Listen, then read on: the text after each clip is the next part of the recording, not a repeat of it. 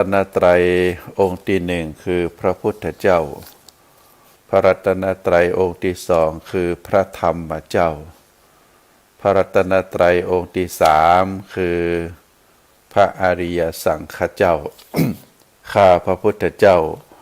ขอเคารพนอบน้อมกราบไหว้แตบไตรไวสาคุณพระรัตนตรัยเจ้าถึงสามประการด้วยความเคารพสักการะเป็นอย่างยิ่งขอถวายความเคารพพระมหาเถรานุเถระเจ้าคณะพระสังฆาธิการครูบาอาจารย์ตลอดถึงพระภิกษุหนุ่มสามเณรน้อยจุตนจุองค์ขอเจริญพรศรัทธาญาติโยมนักศีลนักบุญผู้ที่กำลังรับฟังรายการทุกท่านต่อจากนี้ไปอาตมาภาพพระครูปริยัติกิจจาภิวัตรสำนักวัดพระสิงห์อำเภอเมืองจังหวัดเชียงใหม่ก็ขอน้อมนำเอาสาระธรรมคติธรรมชาดกธรรมในต่างพระพุทธศาสนามามอบเป็นธรรมบรรณาการอาหารใจแก่ท่านสาธุชนนักศีลนักบุญทุกท่าน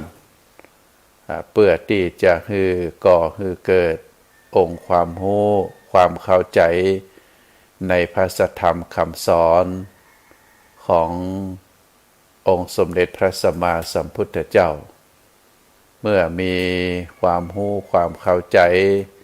ได้น้อมนำมาประพฤติปฏิบัติในชีวิตประจำวันของเฮาท่านทั้งหลายเมื่อได้ประพฤติปฏิบัติแล้วผลการประพฤติปฏิบัติอันจะก่อให้เกิดความสุขความสงบความร่มเย็นความเป็นสิริมงคลความเจริญก้าวหน้าในอาชีพการงานเพราะพระธรรมคำสอนนั้นเป็นสัจธรรมเป็นความจริงเป็นสิ่งตีเตียงแท้แน่นอนสามารถพิสูจน์ได้คนใดได้น้อมนำมาประพฤติปฏิบัติบุคคลนั้นก็จะประสบกับความสุขความเจริญตามที่ว่ามาผู้ใดที่อยู่ห่างไกลพระสัทธรรมคำสอนบ่สนใจแต่ไปประพฤติปฏิบัติในทางที่ตรงกันข้ามเราเรียกว่าเป็นอกุศลกรรมกรรมที่บ่ฉลาดกรรมที่นำไปสู่ความมัวเมาความลุ่มหลงไปสู่หนทางแห่งความบัเจริญสิ่งติดตามมาในชีวิตก็คือเป็นความทุกข์อันนี้เป็นสัจธรรมที่พระพุทธองค์ได้ตรัสไว้ทางดำเนินชีวิตของมนุษย์เฮานั้นก็มีอยู่สองต่างหนึ่งเป็นต่างดีเป็นต่างเส้นตรงเป็นต่างที่ปลอดภัยเฮาผู้ใดที่ได้ตั้งใจไว้ประพฤติปฏิบัติชีวิตก็จะมีความแคล้วคลาดปลอดภัยมีความสุขมีความสงบมีความร่มเย็นตามที่กล่าวมาแต่ถ้าผู้ใดผู้หนึ่งได้ออกนอกเส้นทางตามที่ว่ามาเข้าไปสู่เส้นทางแห่งความบ่ปลอดภัยเป็นเส้นทางแห่งความทุกข์ความยากความลำบากเป็นเส้นทางแห่งความมืดมนบ่มีแสงสว่างเต็มไปด้วยขวากหนามอุปสรรคต่างๆเฮาก็ยังคืนไปอยู่บุคคลนั้นก็จะประสบกับความทุกข์ความทรมานได้รับโทษได้รับอาญาได้รับผลของการประพฤติปฏิบัติอันนี้เป็นเส้นทางอันตรงกันข้ามกับพระสัทธรรมคำสอนขององค์สมเด็จพระสัมมาสัมพุทธเจ้าเพราะฉะนั้นพระสัทธรรมคำสอนที่ครูบาอาจารย์ได้อัญเชิญมามาจาก็เพื่อที่จะเป็นปฏิการะตอบแทนคือศรัทธาญาติโยมนักศีลนักบุญ ได้ฟังได้เข้าใจแล้วก็ได้น้อมนำมาประพฤติปฏิบัติในสิ่งที่ดีบุคคลบางคนนั้นชีวิตเปิ้นอยู่ในเส้นทางแห่งความดีอยู่แล้วถึงแม้จะได้เจริญพรได้ได้จาเปิ้นก็มีความสุขเพราะตลอดชีวิตของเปิ้นนั้นตั้งอยู่ในคุณงามความดีแต่ก็มีบางผู้บางคนที่ยังหลงยังติดอยู่ในเส้นทางแห่งความบดีก็ได้ฟังแล้วก็สะกิดใจอาจจะเลิกอาจจะละอาจจะถอยแล้วก็กลับมาสู่เส้นทางแห่งความดีอันนี้เป็นความมุ่งมา่ปรารถนาของครูบาอาจารย์พระสงฆ์องค์ข้าเจ้าที่ได้อัญเชิญพระสัทธรรมมาก็เพื่อที่จะให้พระพุทธศาสนาเจริญรุ่งเรืองมีความมุ่งมั่นปรารถนาให้ศรัทธาญาติโยมทุกผู้ทุกนามตึงที่ได้ฮู้จักเป็นส่วนตัวแล้วก็บ่ได้ฮู้จักได้ฟังได้ฮู้ได้เข้าใจแล้วก็ได้ประพฤติปฏิบัติในทางที่ดีก็มีความมุ่งมั่นปรารถนาที่จะให้ศรัทธาญาติโยมทั้งหลายเหล่านั้นได้มีความสุขในชีวิตท่านสาธุชนทั้งหลายการครั้งก่อนอาตมาภาพได้ประชาสัมพันธ์แล้วก็ได้แจ้งข่าวเกี่ยวกับการบริจาคช่วยเหลือผู้ที่ได้ประสบน้ำท่วมเนื่องจากฝนตกหนักในปีนี้เพราะเป็นปีมะโรงงูใหญ่เปิ้นได้เอาน้ำมาให้พี่น้องเจ้าเหนือเฮาโดยเฉพาะพี่น้องจังหวัดลำปางพี่น้องจังหวัดแพร่จังหวัดน่านจังหวัดพะเยาจังหวัดเชียงราย4จังหวัดนี้ได้รับผลกระทบจากน้ำท่วมแล้วก็เพื่อแสดงออกซึ่งความปรารถนาดีช่วยเหลือเกื้อกูลให้พี่น้องทั้งหลายเหล่านั้นได้พ้นจากความทุกข์ยากลำบากอันเกิดจากน้ำท่วมสิ่งของทั้งหลายได้สูญหายบ้านเรือนได้รับผลกระทบก็จึงได้ประชาสัมพันธ์เชิญชวนศรัทธาญาติโยมได้ร่วมกันบริจาคซึ่งก็ได้รับความร่วมไม้ร่วมมือเป็นอย่างดีสิ่งของปัจจัยทั้งหลายเงินทองก็ได้โอนได้บริจาคได้ซื้อของไปมอบเพื่อท่านทั้งหลายเหล่านั้นเป็นที่เรียบร้อยแล้วก็ขออนุโมทนาแล้วก็ได้มีคุณแม่คำอินโปธิมาจากอำเภอสันกำแพงเมื่อวันติดที่ผ่านมาวันติดที่หนึ่งกันยายนคุณแม่ได้เดินทางมาที่วัดพระสิงห์แล้วก็ได้นำปัจจัยจำนวน 1,200 บาทมาถวายทำบุญน้ำท่วมซึ่งก็ได้หับไว้เรียบร้อยแล้วก็จะได้ดำเนินการนำปัจจัยนี้ซื้อข้าวซื้อของไปมอบเพื่อกับผู้ที่ได้ประสบภัยน้ำท่วมใน3-4 จังหวัดตามที่กล่าวมาเพราะฉะนั้นก็ขออนุโมทนาคุณแม่คำอินคุณแม่คำอินโปธิมาจากสันกำแพงก็ได้มาเมื่อลูนก็บ่เป็นหยังก็จะได้นำไปดำเนินการคือสิ่งของที่เป็นของใจของอย่างต่างๆได้ไปถึงผู้ประสบภัยตามเจตนาของท่านทั้งหลาย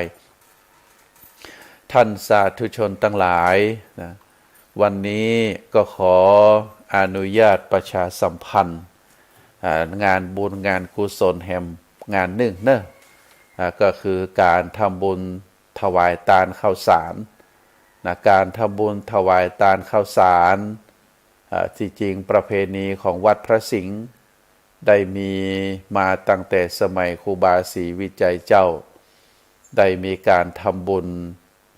ตาลข้าวสารอาตมาอยู่วัดพระสิงห์สมัยก่อนก็ยังได้ตานหันอยู่มีวัดวาอารามต่างๆเปิดได้นำข้าวสารมาตาลคือวัดพระสิงห์เป็นการสืบทอดประเพณีที่ครูบาเจ้าศรีวิจัยได้สร้างไว้แต่มาในช่วงหลังนี้ก็ได้งดไปได้เลิกไปแต่ก็ได้จัดโครงการประมาณ 3-4 ปีมานี่ก็ได้กำหนดเอาเดือนกันยายนของทุกปีได้มีการถวายตาลข้าวสารการถวายตาลข้าวสารเป็นการทำบุญเรียกว่าเป็นการทำบุญที่จะนำเข้าป่าอาหารปัจจตุปัจจัยทุกบาททุกสตางค์ได้นำไปเป็นอาหารกลางวันของสามเณรแล้วก็นักเรียนที่มาเรียนโรงเรียนธรรมราชศึกษาซึ่งก็ท่านทั้งหลายก็ได้ทราบบางพวกก็บางท่านก็ได้ทราบบางท่านก็ไม่ได้ทราบโรงเรียนธรรมราชศึกษาเป็นโรงเรียนการกุศลของวัดพระสิงห์พระเดชพระคุณหลวงพ่อพระอุบาลีคุณูปมาจารย์ได้สร้างโรงเรียนนี้ขึ้นก็เพื่อที่จะให้พระสงฆ์สามเณรโดยเฉพาะลูกเณรที่เข้ามาบวชแล้วได้มาสืบทอดอายุพระพุทธศาสนาได้มีโอกาสห้ำเฮียนศึกษาห้ำเฮียนตึงต่างโลกแล้วก็ต่างธรรมควบคู่กันไปส่วนเยาวชนลูกหลานเจ้าบ้านได้อยู่ในละแวกบ้านในละแวกถิ่นวัดพระสิงห์ตำบลพระสิงห์หรือในเมืองก็ได้มีสถานที่ศึกษาห้ำเฮียนในสมัยก่อนนั้นการศึกษายังบ่เจริญลูกหลานเจ้าบ้านที่บ่มีกำลังทรัพย์ก็บ่มีที่เรียนหนังสือหรือจะไปเรียนหนังสือที่อื่นก็บ่มีค่าเทอมก็ได้เลือกเอาโรงเรียนธรรมราชศึกษาเป็นสถานที่ห้ำที่เรียนซึ่งก็เป็นวิสัยทัศน์ของพระเดชพระคุณหลวงพ่อพระอุบาลีคุณอุปมาจารย์ฟูอัตตศิโวอดีตเจ้าอาวาสวัดพระสิงห์อดีตผู้ตรวจการภาค5หรือเจ้าคณะภาค5ในปัจจุบันก็ได้สร้างโรงเรียนนี้ขึ้นเมื่อปี 2503 ปัจจุบันก็มีอายุ64 ปีนะ64 ปี65 ปีย่างเข้ามาก็เป็นสถาบันที่ได้ผลิตได้ให้การศึกษาแก่ลูกหลานพี่น้องเจ้าเจียงใหม่หรือในภาคเหนือของเฮาได้ศึกษาทำเรียนได้สำเร็จการศึกษาไปแล้วก็ได้ใจความรู้ได้ใจซักและสิทธิ์ของการศึกษาที่สำเร็จจากโรงเรียนแห่งนี้ไปศึกษาต่อก็ดีไปประกอบอาชีพการงานก็ดีไปเป็นผู้นำชุมชนก็ดีเพราะฉะนั้นท่านสาธุชนทั้งหลายการที่เฮาได้มีโอกาสได้ช่วยเหลือได้คือการสนับสนุนแก่เยาวชนคนไทยของเฮาก็นับว่าเป็นบุญเป็นกุศลนะเพราะเฮาได้มีโอกาสช่วยเหลือผู้ที่ด้อยโอกาสเฮาได้มีโอกาสสนับสนุนในส่วนใดส่วนหนึ่งบางท่านก็มอบเป็นทุนการศึกษาบางท่านก็ได้สมทบมูลนิธิของโรงเรียนได้นำดอกและผลมาใจในการศึกษาบางผู้บางท่านก็ได้สนับสนุนทางด้านอุปกรณ์เป็นต้นว่าโต๊ะเก้าอี้ของนักเรียนอย่างเป็นต้นเพราะฉะนั้นก็ขอประชาสัมพันธ์ว่าในวันอาทิตย์ที่8ที่จะถึงนี้วันอาทิตย์ที่8กันยายน ทางวัดพระสิงห์ร่วมกับโรงเรียนธรรมราชศึกษาจะได้จัดให้มีการถวายทำบุญข้าวสารทำบุญประจำปีณบนพระวิหารหลวงของวัดพระสิงห์ก็ได้จัดสำรับไว้สำรับนั้นก็จะมีชุดใหญ่ชุดน้อยชุดใหญ่มีข้าวสารถุงใหญ่มีเครื่องปรุงอาหารมีน้ำดื่มก็ได้ประชาสัมพันธ์ไว้ชุดละ500 บาทแล้วก็ชุดน้อยก็จะมีข้าวสาร5 กิโลแล้วก็มีเครื่องปรุงอาหารมีน้ำดื่มมีเครื่องสำหรับปรุงอาหารก็ชุดหนึ่งก็250ก็ได้จะทำไว้เรียบร้อยเพื่อที่จะเปิดโอกาสให้ศรัทธาญาติโยมผู้ที่บ่ได้เตรียมสิ่งของไว้มาทำบุญก็สามารถที่จะบูชาแล้วก็ถวายได้เลยในวันอาทิตย์ที่8ในเวลาตั้งแต่9 โมงเป็นต้นไปเพราะฉะนั้นก็ขออนุญาตประชาสัมพันธ์ในขณะนี้ก็มีศรัทธาญาติโยมได้โอนปัจจัยได้มาทำบุญบางคนก็มาด้วยตนเองได้บูชาข้าวสารเครื่องปรุงอาหารมาถวายทานพระสงฆ์สามเณรก็ได้ปั่นปอนญาติหน้าหมายตาลเป็นตีเรียบร้อยบางท่านบัดได้มาก็ได้โอนปัจจัยมาตั้งธนาคารก็สามารถที่จะใจจะก็ถือว่าเป็นการทำบุญเหมือนเดียวกันก็ขออนุญาตประชาสัมพันธ์ศรัทธาญาติโยมท่านใดที่ว่าง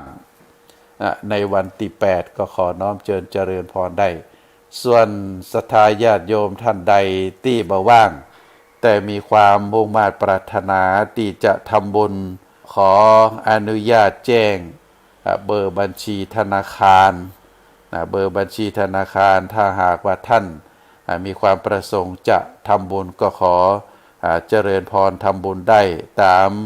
หมายเลขบัญชีธนาคารบัญชีธนาคารกรุงไทยเป็นบัญชีนามของโรงเรียนธรรมราชศึกษาหมายเลขบัญชี5400239 ขอทวนแห่งข้าง5400239 บัญชีหมายเลขบัญชีธนาคารกรุงไทย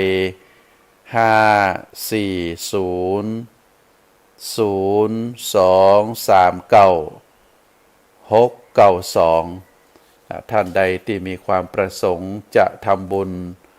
ถวายทานข้าวสารก็ขอเจริญพรได้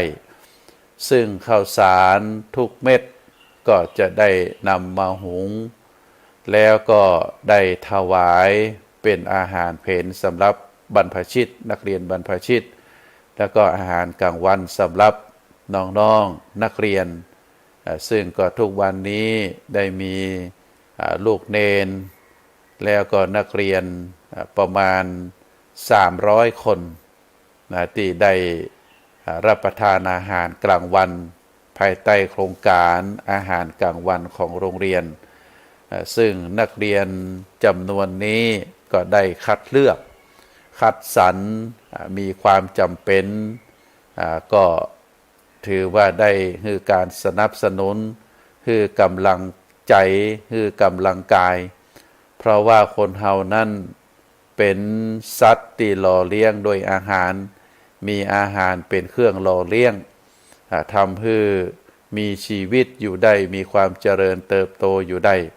ก็เพราะว่าเฮานั้นมีความได้อาหารเป็นเครื่องหล่อเลี้ยงเมื่อมีอาหารหล่อเลี้ยงแล้วก็ถือว่าได้มีชีวิตอยู่ได้ศึกษาห้ำเฮียนได้ทำการทำงานได้ประกอบอาชีพได้เป็นพลเมืองดีของประเทศชาติต่อไปสำหรับลูกเนนเมื่อได้ฉันภัตตาหารแล้วก็ สามารถที่จะมีชีวิตอยู่ต่อไปทำศาสนกิจในความเป็นพระเป็นเณรก็คือมีการทำวัดเจ้าทำวัดเย็น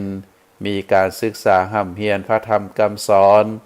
แล้วก็ได้น้อมนำเอาพระธรรมคำสอนเหล่านั้นมาเผยแผ่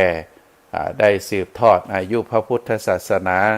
คือพระพุทธศาสนามีความเจริญรุ่งเรืองต่อไปอันนี้ก็เป็นภาระหน้าที่ของแต่ละท่านแต่ละคนเพราะฉะนั้นก็ขออนุโมทนาเนอะศรัทธาญาติโยมที่ได้มีกุศลเจตนาได้คือการสนับสนุนทางด้านการศึกษาเพราะว่าการศึกษานั้นเป็นฐานของชีวิตเป็นฐานของชีวิตที่ดีที่สุดผู้ที่มีการศึกษาก็คือผู้ที่ได้รับโอกาสได้ห้ำได้เฮียนเพราะฉะนั้นก็ขอเจริญพรศรัทธาญาติโยมในช่วงต้นของรายการนี้ก็ตามที่ได้บอกแล้วว่าวันที่8กันยายนก็ในเวลา9 โมงเป็นต้นไปจะมีพิธีถวายตาลข้าวสารก็ตามที่ได้เจริญพรแล้วว่าทางได้จัดสำรับไว้สำหรับผู้ที่จะมาถวายตาลสำรับชุดใหญ่ก็ได้คือจัดทำไว้เพื่อเป็นปูจาก็คือสำรับละ500 บาทแล้วก็สำรับน้อยคือสำรับชุดละ250 บาทท่านใดที่มีความประสงค์หรือตั้งใจที่จะมาถวายทานก็เชิญได้หรือจะบริจาคตามกำลังศรัทธาเท่าใดก็ได้เนอะในวันที่8ในวันอาทิตย์ที่8กันยายนที่วิหารหลวงของวัดพระสิงห์หรือศรัทธาญาติโยมท่านใดที่มาบ่ได้แต่มีความตั้งใจที่จะถวายทานก็ขอเชิญทำบุญได้เนอะโอนมาทางบัญชีได้หมายเลขบัญชี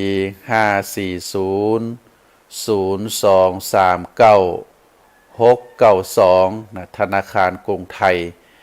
สาขาพระสิงห์เป็นชื่อว่าโรงเรียนธรรมราชศึกษาโครงการอาหารกลางวันก็สามารถที่จะทำบุญได้เมื่อทำบุญแล้วโอนปัจจัยแล้วก็ขอเมตตาศรัทธานาบุญทั้งหลายได้โทรศัพท์มาแจ้งกับเนอะแจ้งตามหมายเลขโทรศัพท์ของอาตมาภาพ0892642485เป็นเบอร์โทรศัพท์ของอาตมาภาพก็จะได้เช็คแล้วก็ศรัทธาญาติโยมก็สามารถส่งมาทางไลน์ได้เบอร์0892642485เบอร์นี้เป็น ID ไลน์ตัวเนอะศรัทธาญาติโยมเป็น ID ไลน์ของอาตมาเมื่อศรัทธาญาติโยมได้โอนปัจจัยแล้วก็ส่งมาทางไลน์เบอร์เนี้ยนะ0892642485เป็น ID ไลน์แอดมาแล้วก็ส่งสลิปมาก็จะได้ประชาสัมพันธ์ขออนุโมทนาประกาศให้เทวบุตรเทวดาเปิ้นได้ทราบเนอะก็ขอแจ้งข่าวที่เป็นบุญเป็นกุศลอันจะเกิดขึ้นในเดือน12เดือน12นี้เป็นประเพณีที่เฮาท่านทั้งหลายได้ทำบุญอุทิศคือกับปู่ย่าตายายบรรพชนญาติกาพี่น้องผู้ที่ล่วงลับไปก็ถือว่าเป็นโอกาสอันดีที่ท่านทั้งหลายจะได้ทำบุญทำบุญข้าวสารข้าวสารนั้นเป็นอาหารของคนไทยเฮาก็ขอเจริญพรอนุโมทนาศรัทธาญาติโยมที่ได้ฟังแล้วก็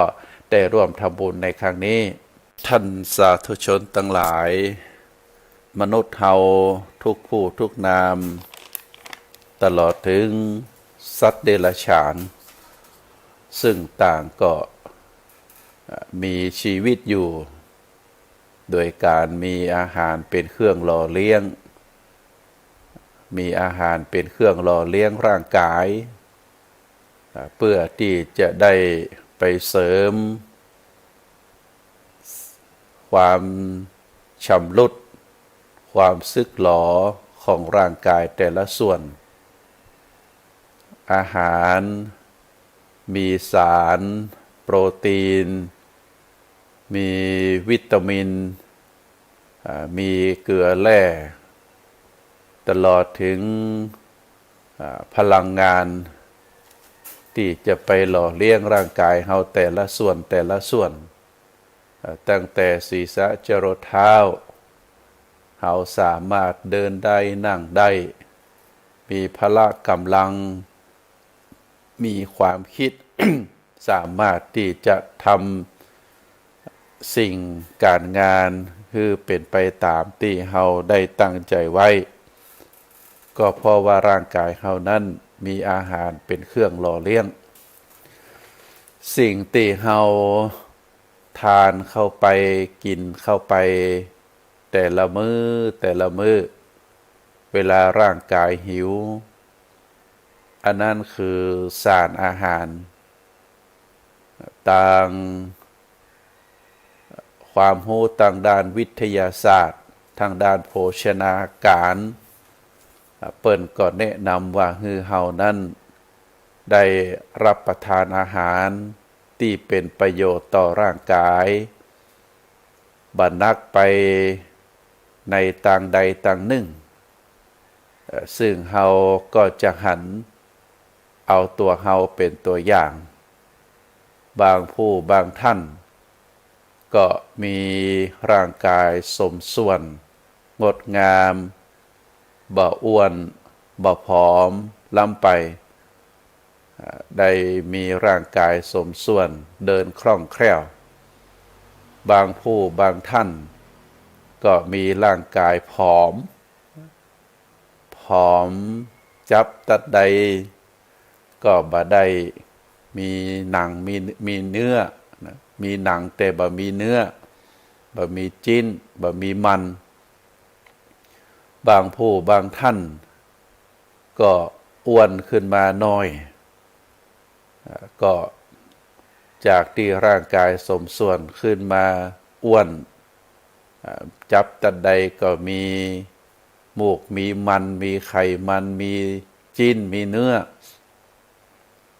บางผู้บางท่านก็มีร่างกายใหญ่โตอ้วนท้วนดูแล้วก็น่าอึดอัดแตนอย่างอีเป็นต้นเฮาเป็นคนผอมพอคนตุ้ยก็เหมือนกับจะอึดอัด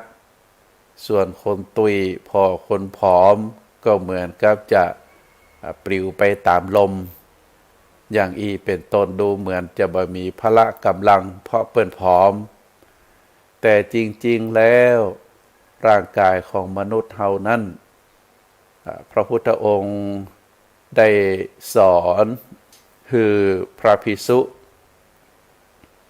ได้เข้าใจว่าที่เฮามีร่างกายเกิดเป็นคนนี้เป็นสิ่งที่น่าอนุโมทนาเป็นสิ่งที่ดีเป็นบุญเป็นกุศลเพราะเฮาได้เกิดเป็นคนเกิดเป็นมนุษย์ที่ว่าเกิดเป็นคนเป็นมนุษย์นั้นก็เพราะว่าเฮาสามารถประกอบบุญประกอบกุศลประกอบคุณงามความดีได้โดยที่เฮาได้เกิดเป็นมนุษย์โลกมนุษย์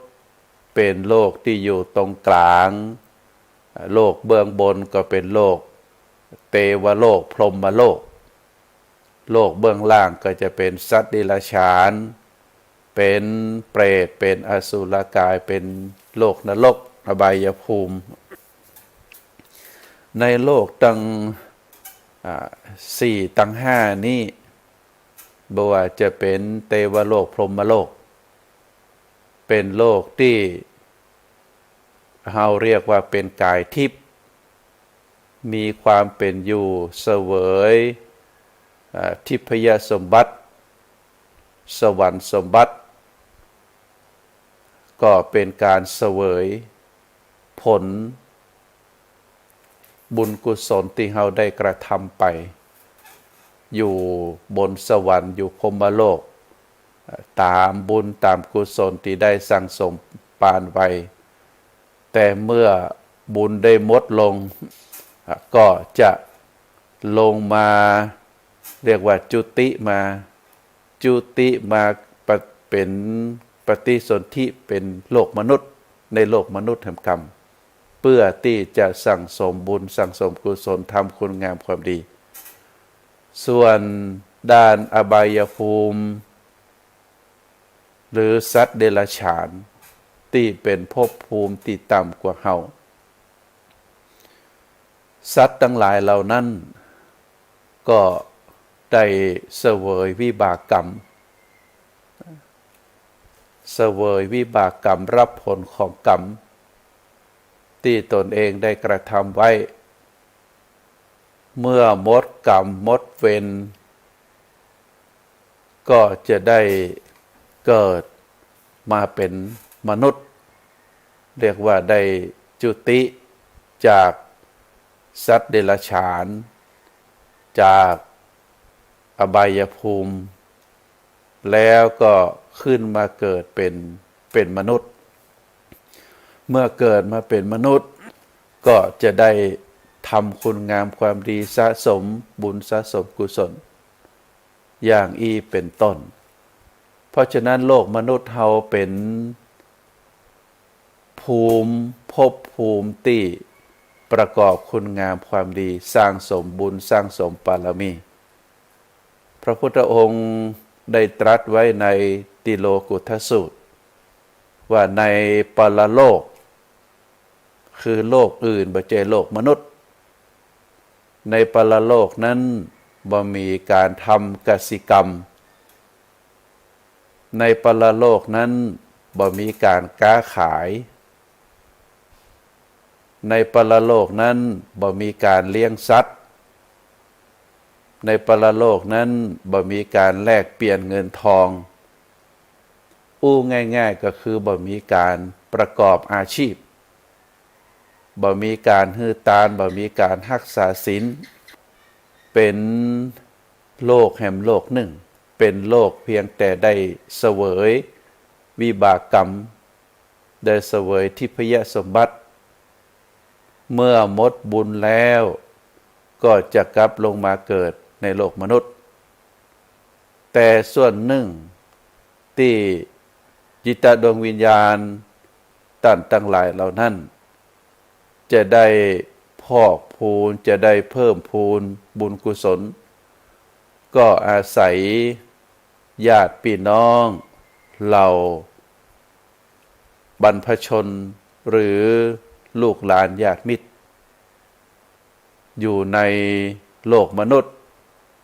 ได้กระทำบำเพ็ญบุญแล้วอุทิศไปให้อันนี้จะได้รับเป็นบุญเป็นกุศลเพิ่มนักขึ้นกรณีถ้าได้ไปเกิดบนจิตดวงวิญญาณของท่านนั้นได้ไปเกิดบนเทวโลกหรือพรหมโลกหากญาติพี่น้องได้ทำบุญทำกุศลไปให้ก็จะได้ไปเพิ่มพูนบุญกุศลคือดวงวิญญาณของท่านทั้งหลายเหล่านั้นได้นักขึ้นการทำบุญแล้วเฮาอุทิศไปหาแผ่กุศลไปหาก็ถือว่าเป็นบุญทั้งนั้นบอกว่าท่านจะสมาทานศีลรักษาศีลแล้วได้เจริญจิตภาวนาแล้วได้ประกอบคุณงามความดีอย่างใดอย่างหนึ่งแล้วก็ตั้งใจประนมมือขอแผ่คุณงามความดีบุญกุศลเหล่านี้ไปหายังจิตตะดวงวิญญาณของท่านนั่นท่านนี้นึกหน้าเปิ้นแล้วก็อุทิศไปให้เปิ้นก็จะได้รับบุญกุศลหยาดน้ำหมายตาลแล้วก็ไปเทน้ำใต้ต้นไม้กล่าวคำแผ่เมตตาหรือหลังจากที่ฮือตาลรักษาศีลเจริญจิตภาวนาแล้วได้กล่าวยังกินจิกุสลังกัตตพังกมังก็ถือว่าเป็นการแผ่ส่วนบุญส่วนกุศล ขณะที่เฮาว่าเฮาจะแผ่ให้ไผเฮาก็นึกถึงหน้าของคนนั้นแล้วก็ตั้งใจขอบุญกุศลคุณงามความดีไปถึงท่านทั้งหลายเหล่านั้นที่จริงแล้วกรรมยังกินจิกุสลังอิตังตานะกัมบังนี้ก็ครอบคลุมถึงหมดครูบาอาจารย์เปิ้นได้ว่าไว้ได้พรรณนาไว้บ่ว่าจะเป็นพ่อเป็นแม่เป็นครูบาอาจารย์เป็นพระอุปชฌาย์เป็นสัตว์เล็กสัตว์น้อยเป็นตึงญาติและก็บัจจัยญาติตลอดถึงบรรดาสัตว์ทั้งหลายบ่ว่าจะเป็นนาคเป็นพรหมเป็นเทวดาเป็นพระภูมิเจ้าตี้บรรดานรกทั้งหลายนะก็ปรากฏอยู่ในหันหมดอันนี้เป็นความฉลาดล้ำลึกเป็นความเก่งทางด้านภาษาที่ครูบาอาจารย์เปิ้นได้กล่าวห้ำหิห้ำไห้มาจนถึงหมู่เฮาก็ได้เปล่งวาจาว่ากันนะอันนี้ก็ถือว่าเป็นลักษณะการบำเพ็ญกุศลในโลกมนุษย์ที่เชื่อมโยงกับโลกอื่นอันได้แก่เทวโลกพรหมโลกอันนี้เป็นสุขติภูมิติรฉานอบายภูมิเปรตอสุรกายอันนี้เป็นทุกขติภูมิเป็นหน้าที่ของเฮาในฐานะที่เป็นมนุษย์เป็นสัตว์ผู้ประเสริฐสามารถประกอบบุญประกอบกุศลที่ครบองค์ที่ว่าครบองค์นั้นก็เพราะว่าประการที่หนึ่งเฮาในฐานะที่เป็นผู้กระทำผู้ประกอบบุญประกอบกุศลเรียกว่าทายกเฮาได้มีกุศลเจตนาได้กระทำบุญทำกุศลด้วยความตั้งใจประการที่สองเฮามีวัตถุสิ่งของที่จะฮือตานอันได้แก่ข้าวป่าอาหารทรัพย์สินสิ่งของที่หามาโดยสุจริตนะศรัทธาญาติโยมถ้าไปลักไปจกไปโกงเอาเปิดมาอันนี้ก็บ่ได้บุญเต็มร้อยเนอะจะต้องเป็นทรัพย์สินเงินทองที่หามาได้สุจริตโดยกำลังกายโดยกำลังแข้งโดยกำลังขาเมื่อได้มาแล้วก็จัดสรรปันส่วนทำบุญทำกุศลอันที่สามคือปฏิฆาหกก็คือผู้รับนั้นเป็นนักบวชเป็นผู้ประพฤติปฏิบัติเพื่อละโลกเพื่อละความโลภความโกรธความหลงหรือผู้ที่ได้ปฏิบัติแล้วได้ละโลภได้ละความโลภความโกรธความหลงแล้วมีกิเลสน้อยเป็นพระที่ปฏิบัติดีปฏิบัติชอบหรือบ่เป็นพระภิกษุบ่เป็นสมณพราหมณ์แต่เป็นฆราวาสญาติโยมก็ได้หากว่าเป็นผู้ที่อยู่ในศีลในธรรมประพฤติดีปฏิบัติชอบเฮาก็ได้บุญนักในส่วนองค์ประกอบที่จะทำบุญในโลกมนุษย์เฮานั้นก็จะมีเป็นลักษณะแบบนี้มีตึงทายกผู้ฮือมีทรัพย์สินเงินทองที่จะฮือมีปฏิฆาหกผู้รับผู้ที่อยู่ในศีลในธรรมก็จะเป็นฐานในการประกอบบุญประกอบกุศลขอให้เป็นคนดีนะเฮาก็จะหันว่า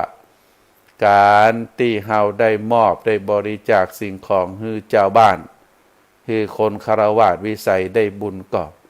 ได้บุญญาติโยมเพราะว่าหนึ่งเปิ้นก็เป็นมนุษย์สองเปิ้นก็ได้ทำคุณงามความดีอย่างเฮาหันนะในเตศมหาจาตุเวสสันดรชาดกเวสสันดรชาดกได้กล่าวถึงการบำเพ็ญตานะบารมีของพระเวสสันดร เฮาจะหันว่าบุคคลที่มารับสิ่งของบ่ว่าจะเป็นจ้างเป็นม้าเป็นลูกเป็นเต้าเป็นภรรยาที่พระเวสสันดรได้อธิษฐานฮือตานไปนั่นเพื่อที่จะปรารถนาพระโพธิญาณเฮาก็จะหันว่าคนที่พระเวสสันดรฮือไปนั่นก็บ่มีภัยเป็นสมณพราหมณ์เป็นฆราวาสญาติโยมโดยต่างนั้นก็ถือว่าท่านพระเวสสันดรก็ได้บำเพ็ญตานะปารมีได้บรรลุตามที่ได้ตั้งใจไว้ถือว่าเป็นการตาฮือตานสิ่งที่ฮือยากก็ได้เป็นบุญเป็นปารมีจนทำให้พระพุทธองค์นั้นได้สำเร็จเป็นพระโพธิญาณเป็นพระอรหันต์สัมมาสัมพุทธเจ้าอันนี้เป็นเรื่องที่กล่าวฮือตานเพราะฉะนั้นท่านสาธุชนทั้งหลาย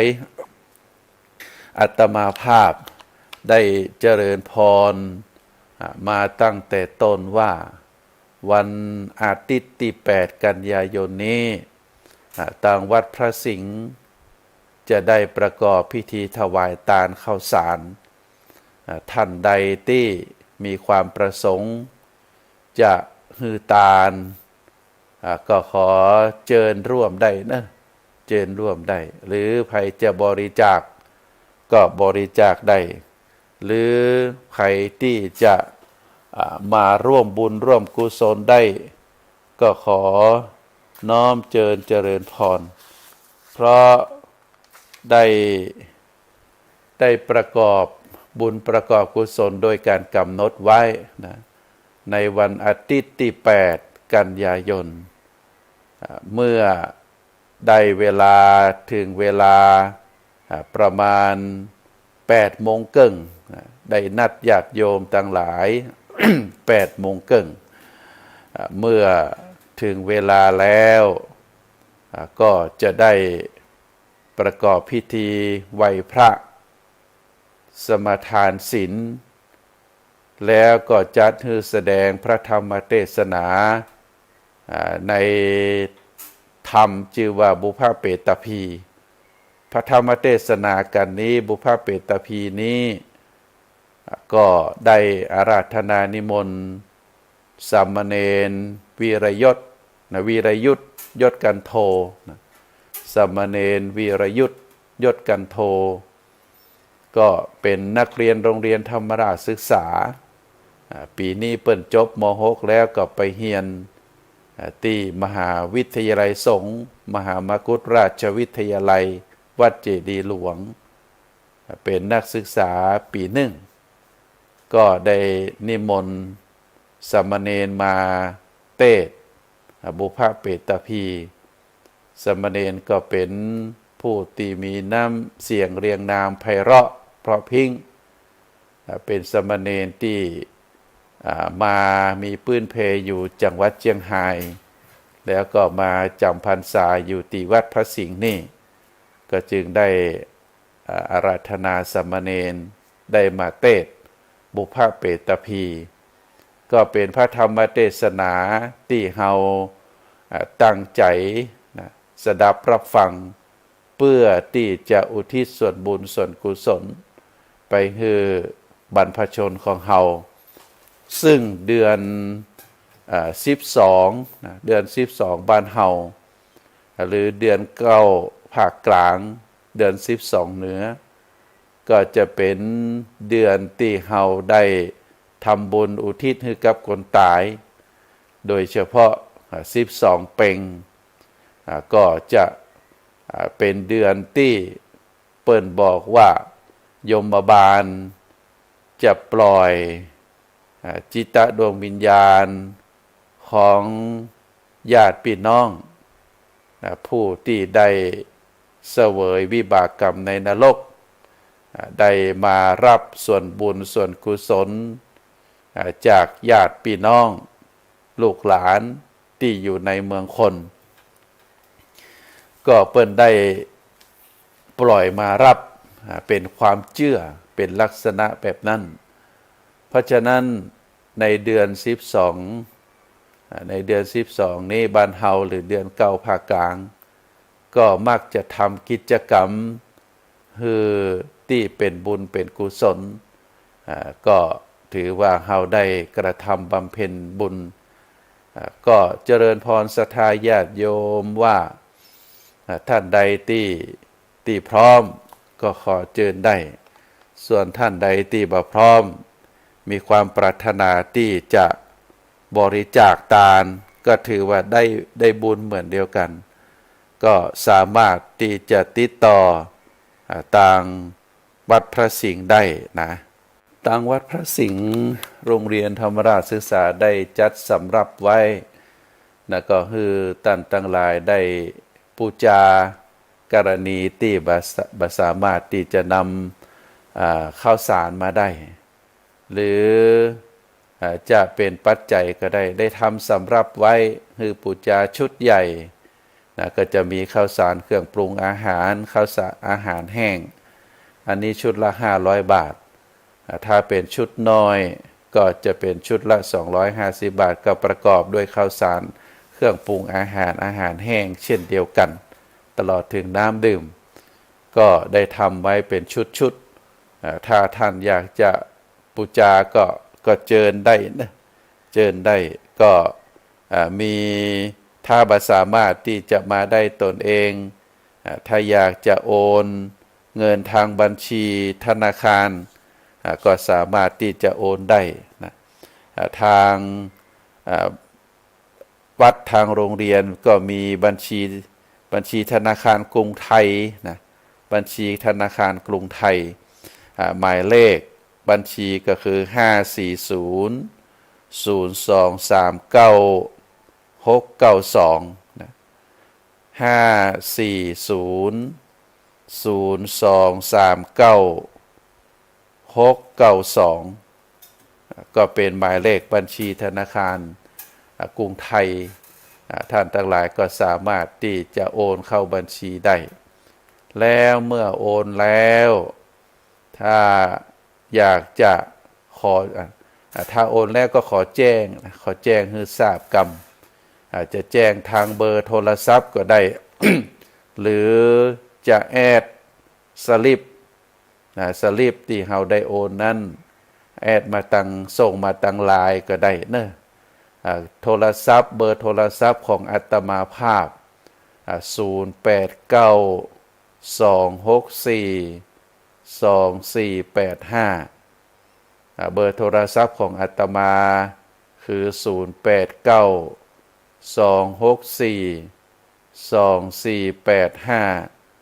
พระครูปริยัติเบอร์นี้เป็น ID ไลน์โยมสามารถที่จะแอดไลน์แล้วก็ส่งสลิปส่งชื่อมาทางโครงการทางวัดทางโรงเรียนก็จะได้ประชาสัมพันธ์ประกาศอนุโมทนาบุญในโอกาสต่อไปก็ขออนุโมทนาบุญท่านสาธุชนทุกท่านที่ได้สนับสนุนได้ร่วมทำบุญกันมาโดยตลอดบ่ว่าวัดพระสิงห์บ่ว่าโรงเรียนจะมีกิจกรรมใดๆ ก็ได้รับการสนับสนุนจากท่านสาธุชนเป็นอย่างดีก็ขอโอกาสนี้ได้อนุโมทนาขอบคุณท่านสาธุชนนักศีลนักบุญทุกท่านตลอดถึงครูบาอาจารย์พระสงฆ์องค์ข้าเจ้า ที่ได้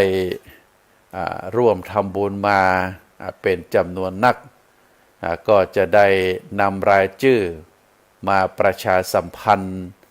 คือท่านสาธุชนได้ร่วมอนุโมทนาในโอกาสต่อไปสำหรับในวันนี้ก็ถือว่าเป็นช่วงสุดท้ายของรายการอาตมาภาพก็ขอตั้งจิตอธิษฐานอาราธนาคุณพระศรีรัตนตรัยคุณพระพุทธคุณพระธรรมคุณพระสงฆ์ตลอดถึงสิ่งศักดิ์สิทธิ์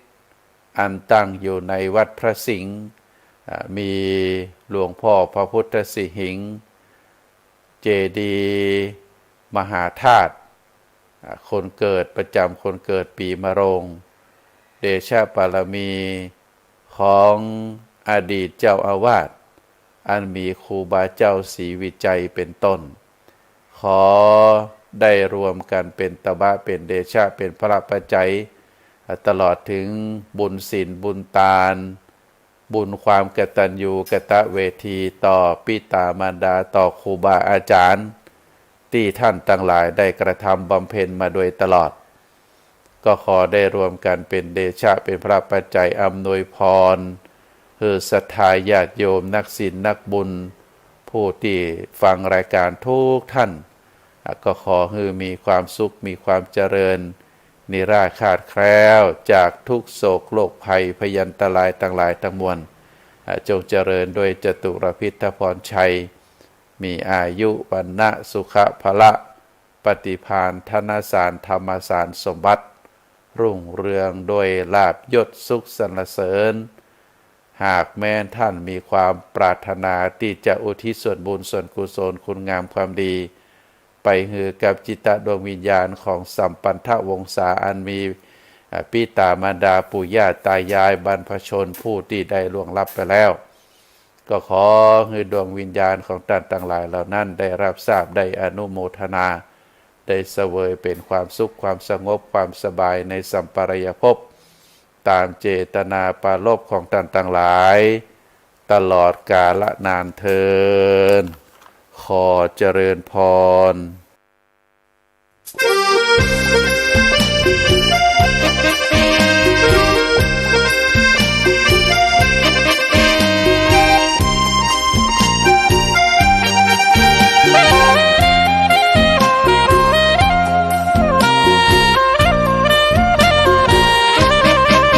สถานีพระพุทธศาสนาฝากเสียงลอยมาบอกบรรดาญาติโยมที่มีใจใช้ธรรมฉโลมที่มีใจใช้เพลงฉโลมบอกบรรดาญาติโยมให้ฟังคลื่นนี้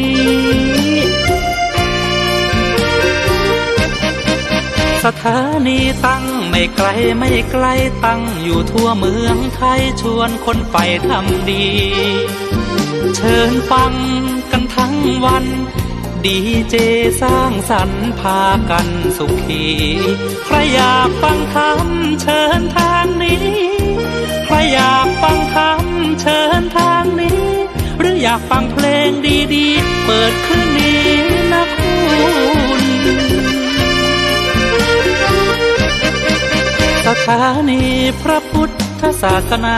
ฝากเพลงลอยมาย้ำชาวพุทธสร้างบุญธรรมะจะติดตามตัวคุณธรรมะจะชี้นำใจคุณพิสุทรงท่านหนุนไว้ให้คุณมาสา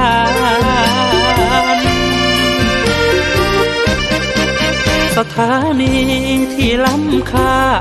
ชี้นำธรรมะเพิ่มปัญญาแตกฉานสอบถามธรรมะข้อใดเชิญลองถามไทยเรื่องที่อยากถามมีธรรมสลับกับเพลงเพราะมีธรรมสลับ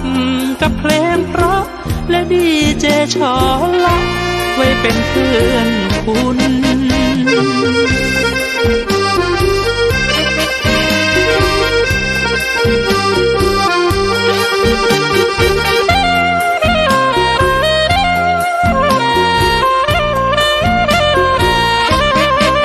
สถานีที่ล้ำค่าชี้นำธรรมะเพิ่มปัญญาแตกฉานสอบถามธรรมะข้อใดเชิญลองถามไทยเรื่องที่อยากถามมีธรรมสลับกับเพลงเพราะมีธรรมสลับกับเพลงเพราะและดีเจชอละไว้เป็นเพื่อนคุณ ส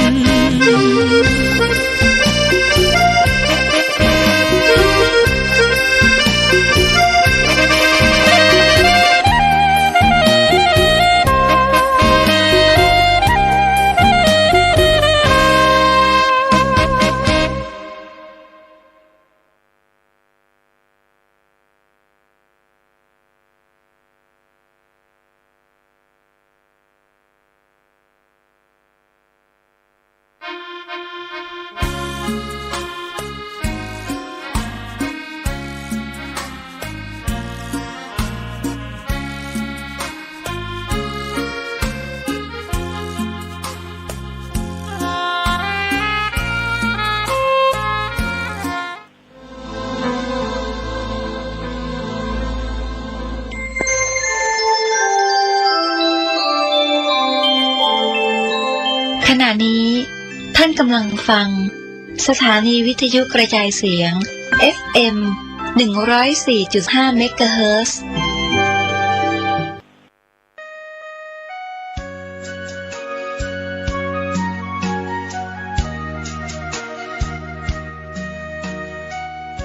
ธรรมสัญจรฟังธรรมในช่วงเทศกาลเข้าพรรษาปีพุทธศักราช 2567 ครั้งที่ 2 ณ มูลนิธิสถาบันครูบาเจ้าศรีวิชัย ตรงกับวันอาทิตย์ที่ 15 กันยายน พุทธศักราช 2567 เวลา 13 นาฬิกากันก็เป็นมติคณะสงฆ์ตำบลสุเทพเทศบาลตำบลสุเทพอำเภอเมืองเชียงใหม่จังหวัดเชียงใหม่ธรรม